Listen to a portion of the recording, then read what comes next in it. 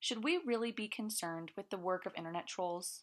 Are our daily lives really affected by bored people who sit at home waiting at their keyboards primed and ready to highlight every flaw of something we publish online?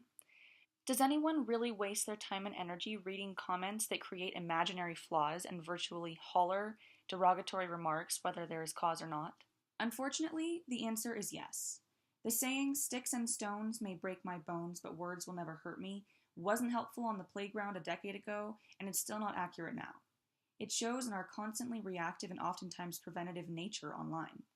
Anyone with a following of over 1,000 people on Instagram spend half their captions accounting for whatever negative feedback they may encounter with each post.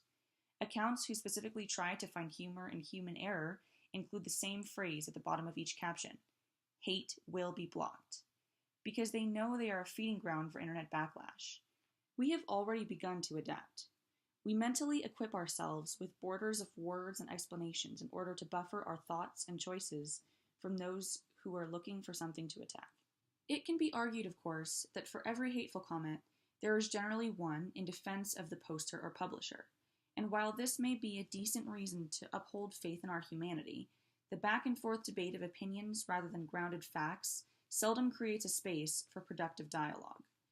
The small text bubbles usually create the perfect setting for a battle that onlookers fuel with likes, emojis, and added comments, and what began as one hateful comment has now evolved into a myriad of hurtful rhetoric and name-calling slung from one screen back to the other. Without even looking for a specific example of this hate-spewing jumble that seems to infect every aspect of media presence, I stumbled upon a recent Ellen interview with singer and songwriter Pink as to why she has chosen to no longer include her children on her Instagram account. Here's some audio from the interview.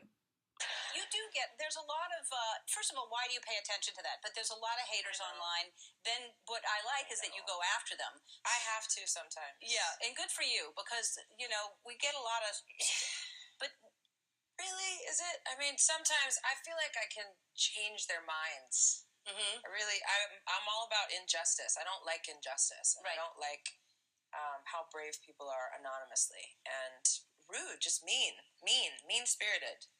And so I go in. Yeah. If I have time, I go in. Yeah, because there was a cute little picture that you posted of you and Jameson. I think Willa was in it, and there was a pelican involved, and because it was cute because there was a pelican, but his diaper was off. Yeah. And people went at you just because he was not wearing a diaper. It was this incredible experience for my family, and I have a 2-year-old. 2-year-olds don't like to wear wet swim diapers, and apparently at some point he took it off, and I don't think like that. We live on a farm. My kids are naked. It's what happens. I'm naked sometimes. And then people went as far as saying someone should call child services. Because he didn't have a diaper on. Because he didn't have a diaper on, and how dare I, and just like some of the nastiest things and I cried. I cried so hard after that because I like to share my family. It's my proudest moment in my whole life. I'm prouder of my kids than anything I've ever done, and I won't share them anymore. I won't do it. I'm not posting pictures of them anymore. And I understand people saying you need to be more careful because you are in the public eye and you should have thought of that, and they're right. But there's a nice way to say that. There's a kind way to be online. Pink's words hit home. Her experience, not far from what everyday people experience. So if the hate reaches and affects people as separated from the general public as A-list celebrities, what is it doing to our mental health and that of our up-and-coming generations? Statistics recorded from 2016 to 2018 state that 20% of middle school-aged children reported that they were affected by online rumors. Over 7% of middle and high school students had a mean or hurtful web page created about them. 34% of teens have been cyberbullied and 15% admit to bullying others. A despairing direct impact we've encountered is, of course, cyberbullying-related suicides. But even in less severe cases, cyberbullying has been linked to substance abuse and non-violent delinquency. So where do we go from here? I think one of my favorite quotes from Cooper can be of some help. Individual agency is the process through which organisms create meanings through acting into the world and changing their structure in response to the perceived consequences of their actions. Conceiving of agency in this way enables writers to recognize their rhetorical acts, whether conscious or non-conscious, as acts that make them who they are, that affect others, and that can contribute to the common good.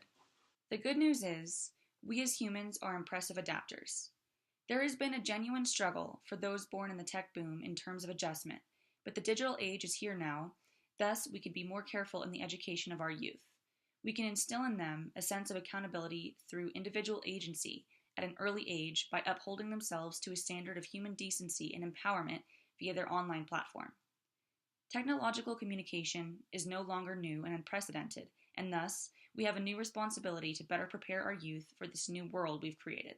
A world with unlimited opportunity for knowledge making, meaning making, connectedness, expression, and unity if we so make it.